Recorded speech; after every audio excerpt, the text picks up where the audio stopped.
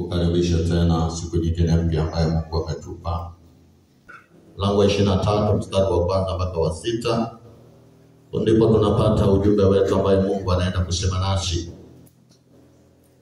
Yohana mlango wa 10 mstari wa 7 mpaka wa 11, nami nitasoma maneno haya. Biblia inasema, basi Yesu akawaambia tena, amin, amin nawaambia, mimi ndimi mlango wa kondoo. Wote wanaoingilia, wote walionitangulia ni wevi na wanyang'anyi, lakini kondoo hakuwasikia. Mimi ndimi mlango, mtu akiingia kwa mimi ataokoka, ataingia na kutoka, naye atapata malisho. Mwivi haji ila aibe na kuchinja na kuharibu. Mimi nalikuja ili wawe na uzima, kisha wawe na tele. Mimi ndimi mchungaji mwema. Mchungaji mwema hutoa uhai wake kwa ajili ya kondoo. Zaburi mlango wa 23. Ule mstari wa kwanza mpaka wa 6 ni zaburi ambaye tunaifahamu sana kwa kina. Tuunganishe na maneno haya. Bwana ndiye mchungaji wangu, sitapungukiwa na kitu. Katika malisho ya majani mabichi unilaza, kando ya maji ya utulivu uniongoza. Unihuisha nafsi yangu na kuniongoza katika njia za haki kwa ajili ya jina lake. Na nijapopita kando ya bonde la uvuli wa mauti, sitaogopa mabaya, kwa maana wewe upo pamoja nami. Gongo lako na fimbo yako vyanifariji. Waandaa meza mbele yangu machoni pa watesi wangu. Umenipaka mafuta kichwani pangu, na kikombe changu kinafurika. Hakika wema na fadhili zitanifuata siku zote za maisha yangu, nami nitakaa nyumbani kwa Bwana milele. Bwana alibariki jina lake. Bwana Yesu asifiwe. Mwambie jirani yako, mfanye Yesu awe mchungaji wako. Mfanye Yesu awe mchungaji. Bwana asifiwe. Kulingana na maandiko haya ya Yohana na Zaburi, nataka nianze na Zaburi kabla sijarudi kwa Yohana. Maana Yesu anaunganisha maneno ya Daudi. Na Daudi ni nani? Aliyeweka utambuzi wa kutambua kwamba Mungu ndiye mchungaji wangu. Na Daudi hakuimba zaburi hii tu, aliimba kwa ufunuo mpana sana. Moyo wenye kina wa kumfahamu Mungu na utendaji wake. Moyo uliomuishia Mungu. Moyo ambao unajitambua kwamba hata katika nyakati za mapungufu sitakuwa na shaka, maana yeye ni mchungaji wangu. Huu ni moyo uliomfahamu Mungu kwa kina. Na Daudi huyu ana uzoefu. Bwana Yesu asifiwe. Ana uzoefu wa mchungaji na kondoo. Ana uzoefu mpana sana. Maana kondoo mara nyingi wanamtegemea mchungaji. Walinda, kuwatunza na kuwalisha. Na Daudi alikuwa anafanya kazi hii ya baba yake Yesu, akichunga kondoo za baba yake na kulinda dhidi ya dubu na kuwalisha washibe vema. Pale unaponukuu kwamba Mungu ni mchungaji wangu, tukaunganisha na maandiko yanasema, Yesu anasema mimi ndimi mchungaji wa kondoo. Hapo ndipo tunapata mafunuo fulani. Bwana Yesu asifiwe.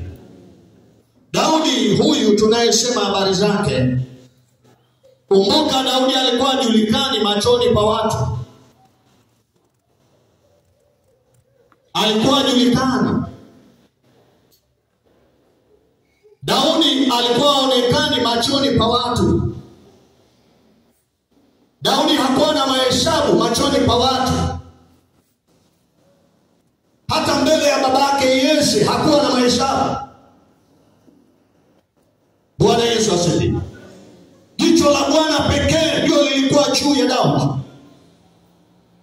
Na hata Samuel aliyetumwa kwenye nyumba ya Yese kumpaka Daudi mafuta, Daudi hakuwa machoni pake. Hakuwa kwenye mahesabu yake kabisa. Hii ndio unagundua siri ya Mungu kuwa mchungaji wako. Popote ulipo, pengine ujulikani, hakuna anayekufahamu. Watu hawana mahesabu na wewe. Lakini Mungu akiwa mchungaji wako, kila hatua utakayetoa atatoa pamoja na wewe. Kila utakapoketi ataketi pamoja na wewe. Maana ni Mungu anayeona kesho yako. Mungu anayejua kesho yako. Hakuna mwanadamu. Nataka nikuhakikishie, hata nabii Samuel hakujua kesho ya Daudi. Ilifichwa machoni pake. Ilikuwa siri. Hata kwa babake Yese hakujua kesho ya Daudi, ilifichwa machoni pake. Imebaki anayejua kesho ya Daudi ni Mungu wa Israeli. Kuna ajuaye kesho yako. Tunaketi na watu wasiotujua. Mwambie jirani yako, tumeketi na wewe lakini unijui. Bwana Yesu asifiwe.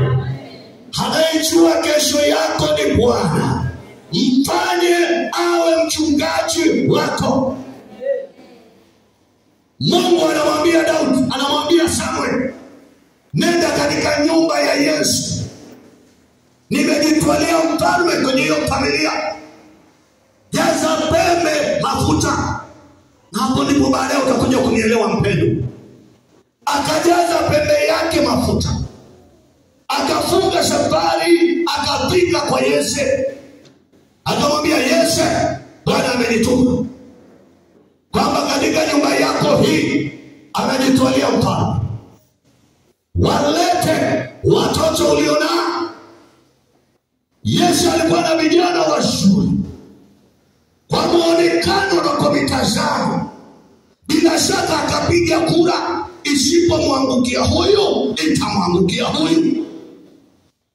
Na Samueli alipowaona akaridhika moyoni mwake, isipomwangukia huyu itamwangukia huyu.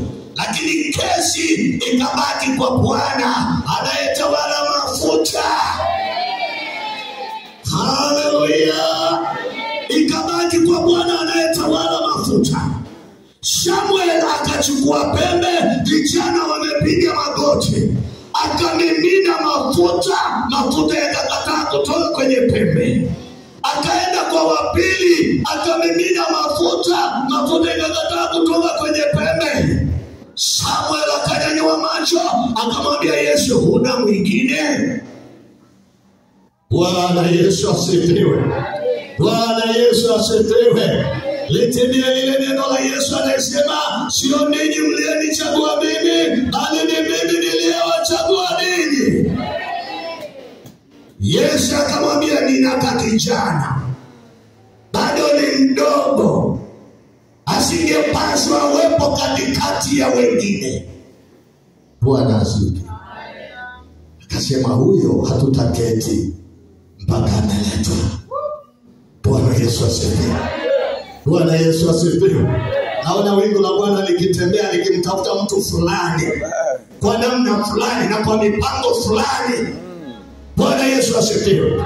Jamani, mwaminifu yuko kwenye kondoo za babake. Ukimuuliza Daudi, unajua siku moja utasimama mbele ya Filisti, anakuambia wacha hiyo ndoto hayako ndani yako. Daudi, unajua siku moja utaliongoza jeshi vitani, anakuambia wacha hiyo ni mchezo, hayako ndani yako. Lakini alikuwa kwenye jicho la Bwana. Nampenda Mungu anayejua mwisho kabla ya mwanzo. Nampenda Mungu anayejua mapito tunayopitia. Haleluya. Hakuna shimo itakayokumaliza. Hakuna jaribu litakalokumaliza. Hakuna Sauli atakayekumaliza. Hakuna Goliath atakayekumaliza. Maana Bwana atatenda mfanye awe mchungaji wako. Usiangalie kushoto kwako wala kulia kwako. Kaza macho mbele ukijua yeye ndiye mchungaji wako. Bwana Yesu asifiwe. Inamwona amepiga magoti mahali, anasema sitapungukiwa na kitu. Uhitaji ulishuka, shida zilishuka, mahitaji yalipamba moto, lakini hakuangalia mahitaji, hakuangalia shida, alipenya kwenye shida, akasema Bwana ndiye mchungaji wako. Hata sasa sitapungukiwa. Ingawa kupungukiwa kuna ubiri, ingawa shida ina ubiri, lakini yeye kama mchungaji wangu ana vyote. Bwana asifiwe. Hebu sema hiyo ndio kiburi ya imani tuliyo naye katika Yesu Kristo. Haleluya. Haleluya. Haleluya. Hatuishi kwa nyakati za wanadamu. Hatutembei kwa nyakati za wanadamu. Tunaishi kwa nyakati za mikono yake. Tunatembea kwa mikono yake. Wakati wanadamu wanakuombolezea leo, anafanya nyota yako ing'ae kesho. Wakati wamekukalia kikao leo, anafanya nyota yako ing'ae kesho. Huyo ndiye Mungu anayeliinua na kulitukuza jina lake. Biblia inasema halali wala asinzi wala haachi miguu yako isogezwe na adui. Bwana Yesu asifiwe. Yesu akabaki akishangaa.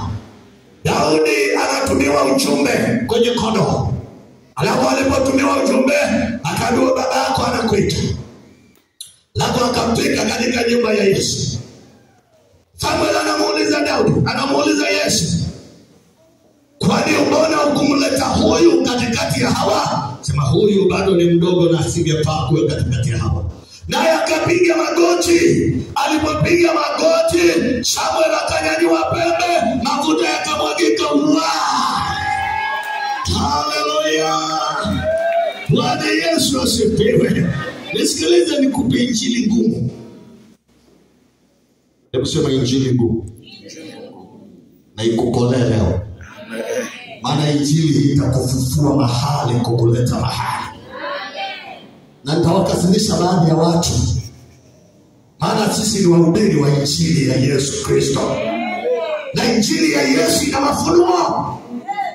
Unaonaje Yesu anapoendea mto Yordani, alafu Yohana anahubiri injili, anasema mimi nawabatiza kwa maji tu kwa habari ya toba, lakini yuko ajaye nyuma yangu nisiyestahili kulegeza kidamu cha kiatu chake. Huyo atawabatiza kwa maji na kwa moto. Bwana Yesu asifiwe. Mwenye mamlaka ya mafuta ni Mungu.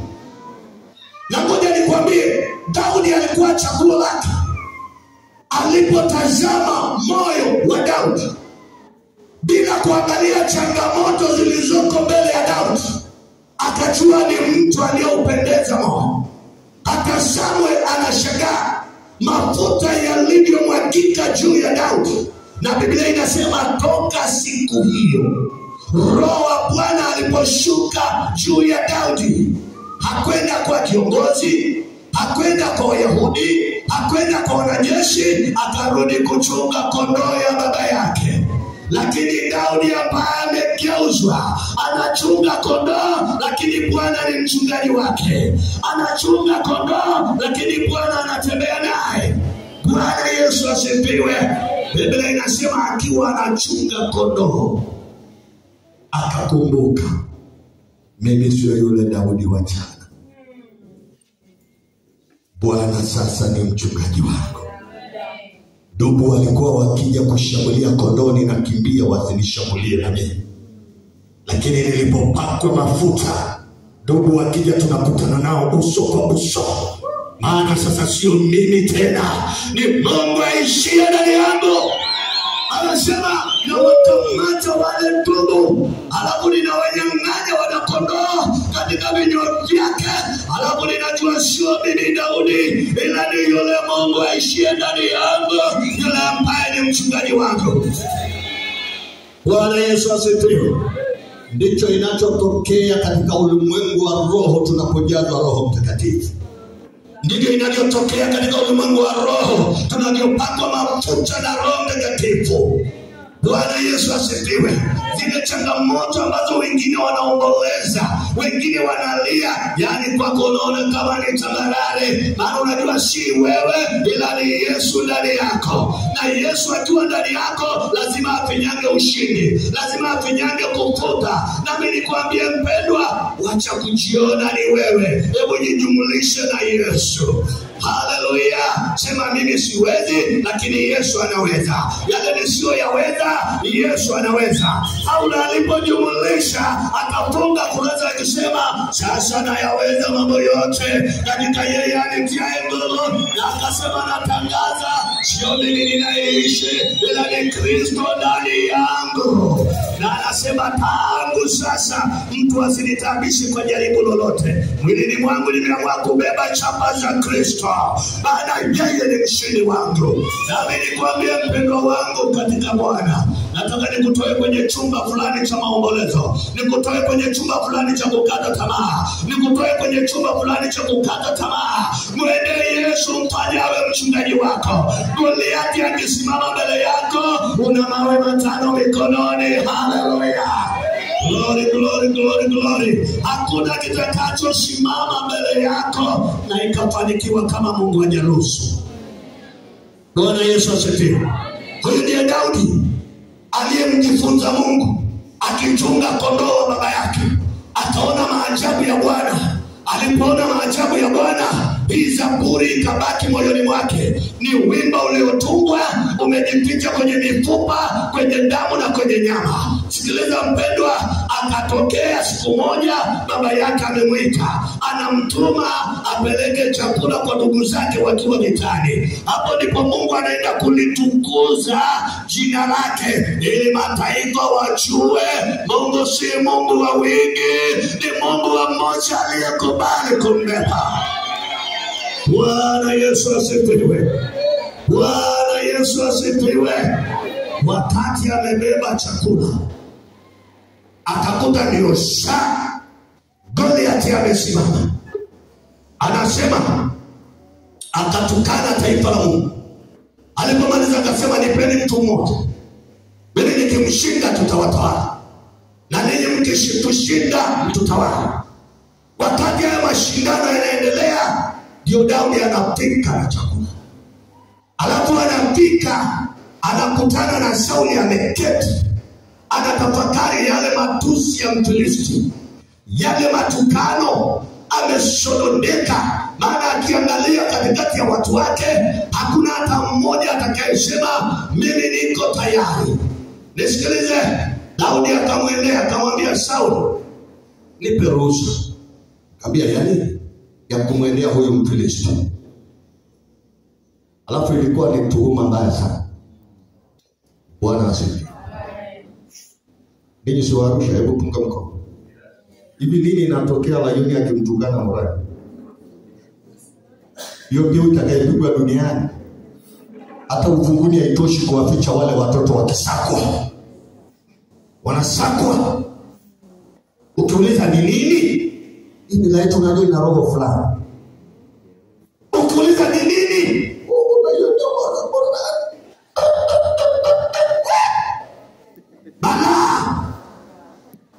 Bala kubwa sana. Mbele ilivyokuwa ikipamba moto kwa huyu mtu anaitwa Daudi, ambaye Bwana ni mchungaji wake. Akamwambia Sauli, hapana, huyu mtu asiyetahiriwa analitukana taifa la Bwana. Sauli umeketi.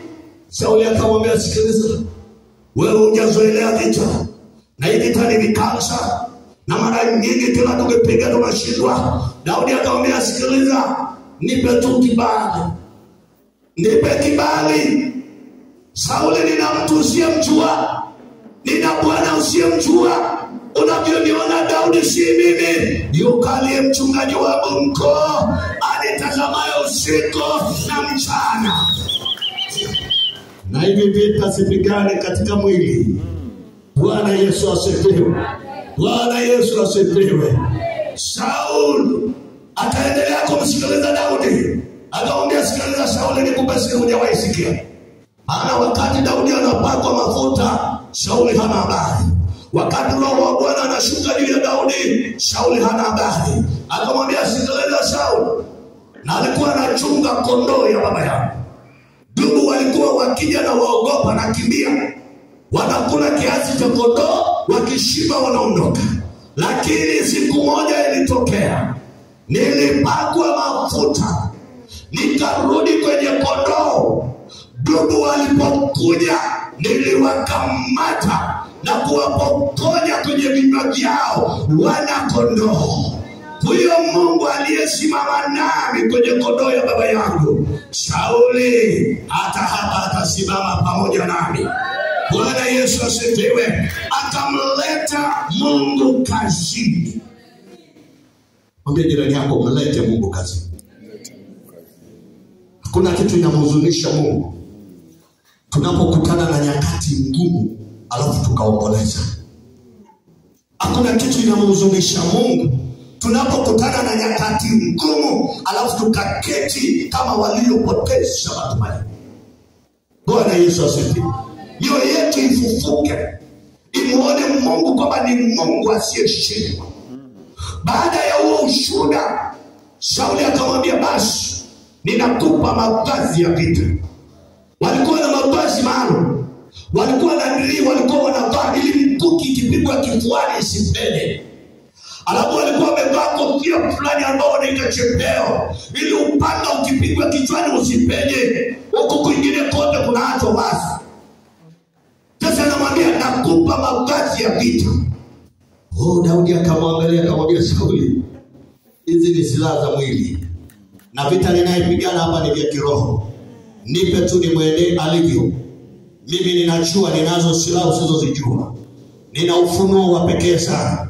Nitachukua kombeo yangu ambao ndio nilikuwa nachunga naye kondoo. Nitachukua mawe matano, huduma tano iliyokamilika katika Biblia, alafu nitamwendea huyo jamaa na utaona yatakayotokea. Sauli anamwambia, sikiliza, huyo mtu ana uzoefu wa vita, wewe huna uzoefu wa vita. Nataka nikwambie, sikiliza mpendwa wangu katika Bwana, ukipakwa mafuta hakuna cha uzoefu wa vita. Unakuwa mshale wa Bwana mikononi. Bwana anakutumia apendavyo. Sikiliza nikwambie, wakati amesimama Daudi, amemtumainia Bwana kwa moyo wake wote, akijua yeye ni mchungaji wangu, hata katika pito hili bado atasimama. Bwana Yesu asifiwe. Bwana asifiwe. Nilikuwa na cheki mkanda mmoja unayoonyesha hiyo vita vya Daudi na Goliath. Inachekesha kidogo. Goliath amesimama na Daudi amesimama na kombeo. Sasa Goliath anaweka hatua mbili mbele kumtishia Daudi kama atakimbia. Daudi badala aweke hatua mbili anaweka nne kumkaribia Goliath. Bwana Yesu asifiwe. Hili nishangaza sana. Goliath tena anaweka hatua nyingine mbili kumtishia Daudi, alafu Daudi anaweka hatua sita kumkaribia Goliath. Ndio Goliath akasaka mwambie, unanijia kama mbwa, unanijia na fumo, unanijia na mkuki. Sikiliza nikwambie, mtazamo wa Daudi alikuwa anasema, Goliath, laiti ungejua ninachofanya ni haraka kulinua jina la Bwana, maana tayari vita nimevishinda. Bwana Yesu asifiwe.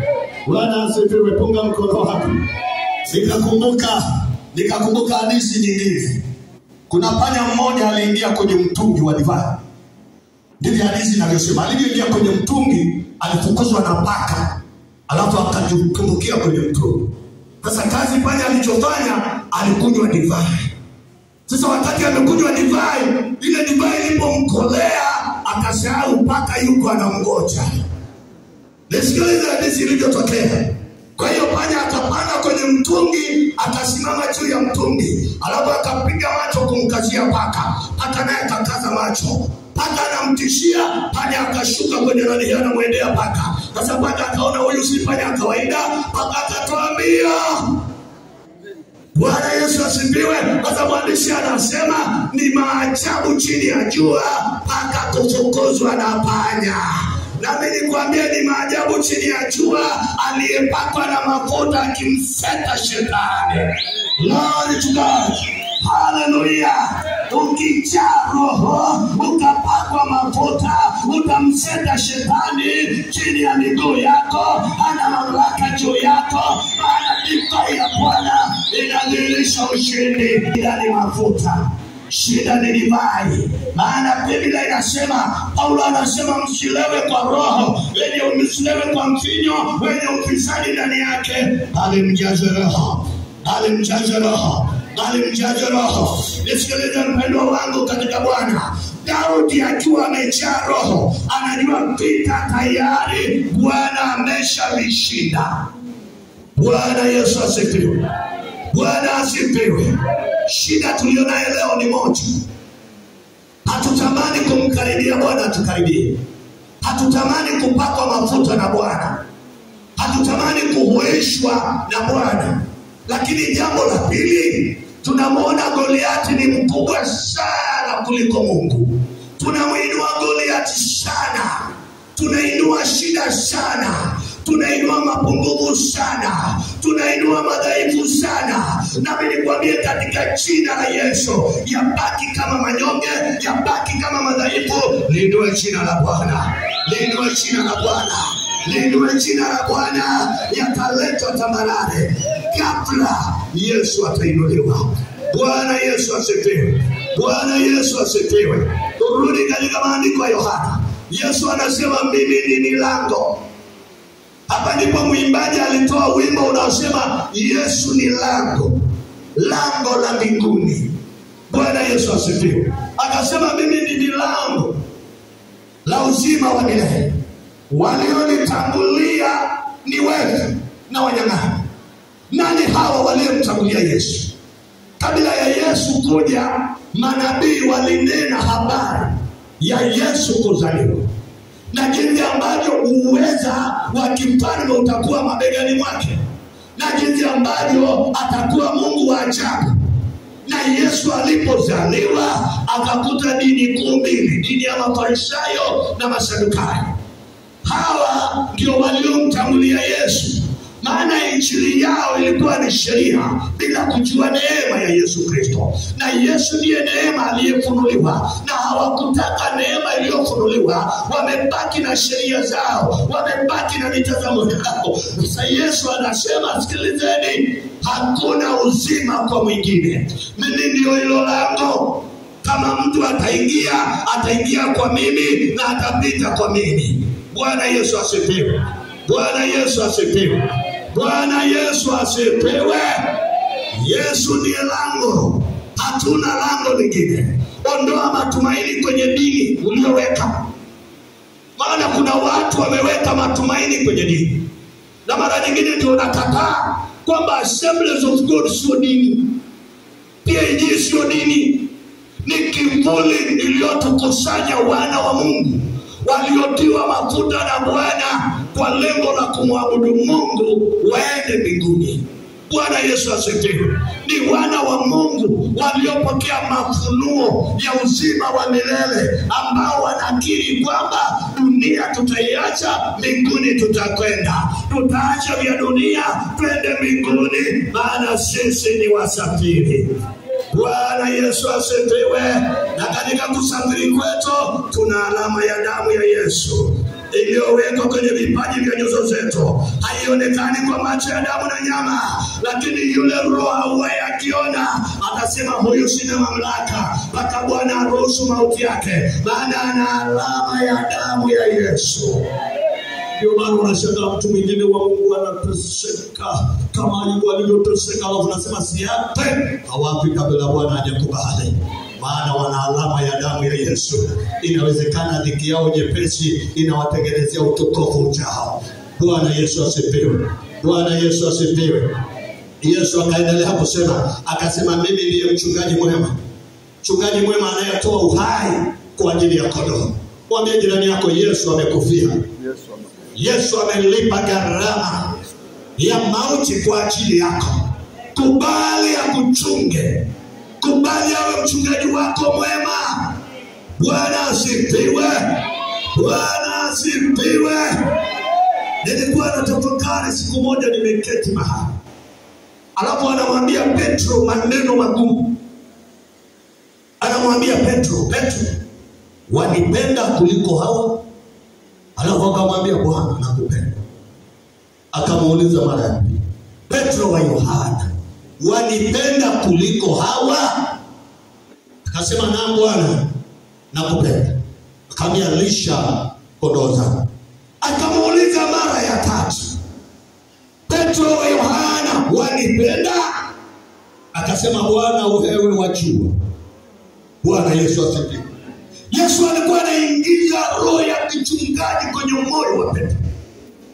Alikuwa anaingiza roho fulani, kwa sababu ni sawa. Alikuwa anamwambia Petro, ulinikana, ulinikimbia, nilikufuata, nilikuita tena, nilikuchagua. Sasa mwanangu Petro, naenda kukukabidhi majukumu. Kumbuka aliwaambia niwaombee. Shetani anataka kuwapepeta kama ngano, lakini nimekuombea wewe, utakapoimarika uwaimarishe na wengine. Yesu alikuwa anamimina roho ya kichungaji ndani yake, roho ambaye atawalea kondoo wa Bwana, roho ambaye atawachunga kondoo wa Bwana. Yesu akijua hakuna mwanadamu chini ya jua anayetaka kuchungwa. Ndio maana anasema mimi ndiye mchungaji mwema. Bwana Yesu asifiwe. Bwana asimulize jirani yako, kuna mwanadamu anaweza kukuchunga wewe? Mwanadamu anaweza. Hebu muulize, kuna mwanadamu anaweza kukuchunga? Mwanadamu anaweza kuchunga, lakini Yesu anaweza kukuchunga. Bwana asifiwe.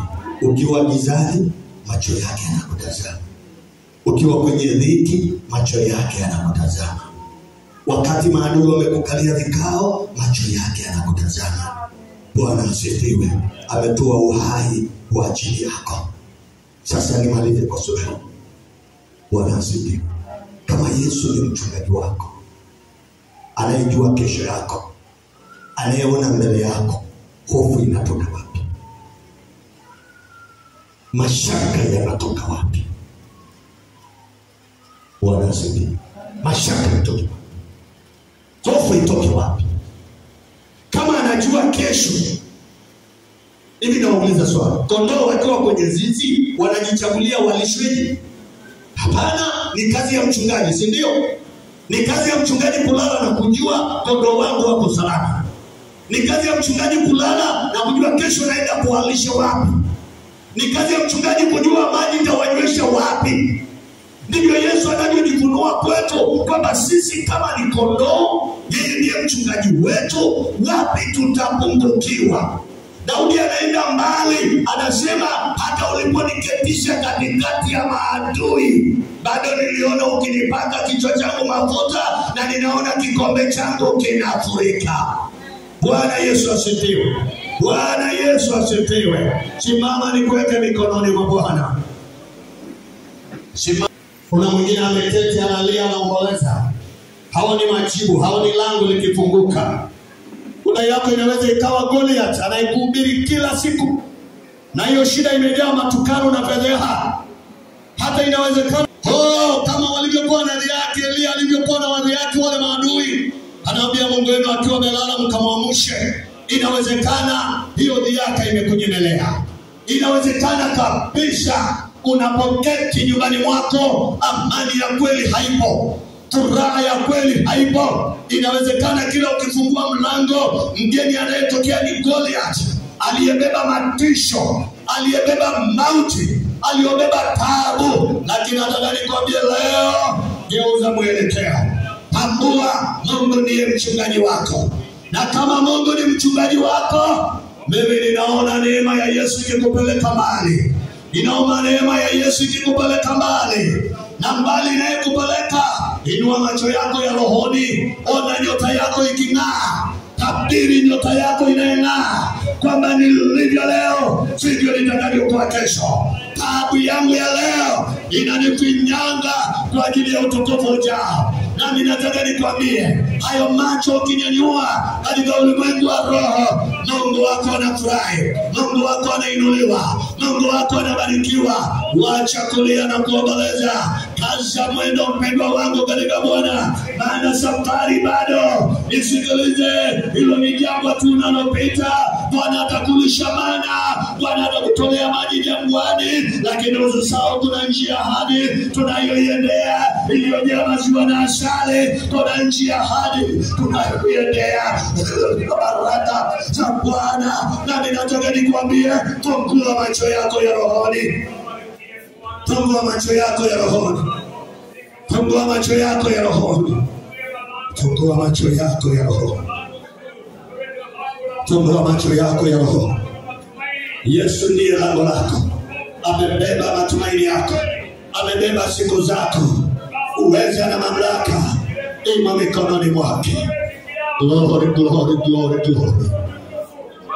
Wakati tunamwabudu Bwana na wimbo huu, wakati tunamwabudu Bwana na wimbo huu, wakati tunamwabudu Bwana na wimbo huu, nisikilize mpendwa wangu, jizuie katika Bwana.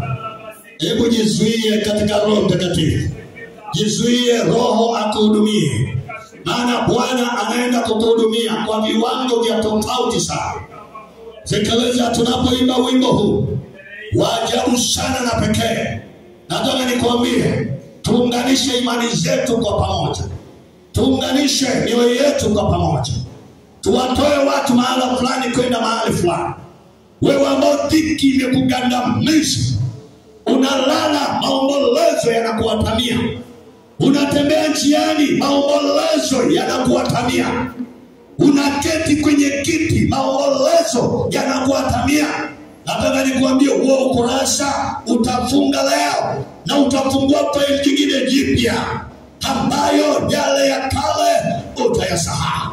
Tunapoimba wimbo huu, ninakualika niombe pamoja nawe. Mfanye Yesu awe mchungaji wako. Usiangalie kushoto kwako wala kulia kwako. Nami katika ulimwengu wa roho ninaona mkono wa Bwana ulionyooshwa itakayowainua baadhi ya watu kuwavusha ng'ambo nyingine. Nami nataka nikwambie, kuna kitu itapita mbele ya uso wako, itafuta yale majeraha, yale mapito, alafu Bwana anafunua kitu kipya.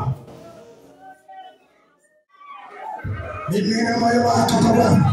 Mimina moyo wako kwa Bwana. Mimina moyo wako. Bwana akuhudumie.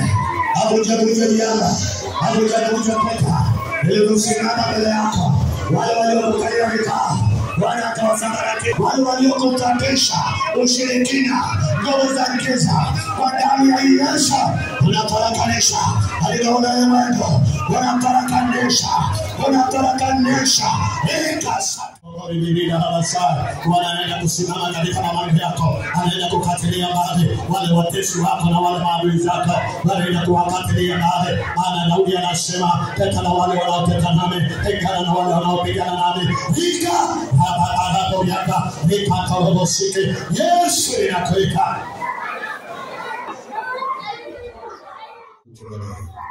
Nako wewe ni mwema na wewe ni mwaminifu. Uweza wako ni wa ajabu, e Bwana. Tendo lako halipimiki.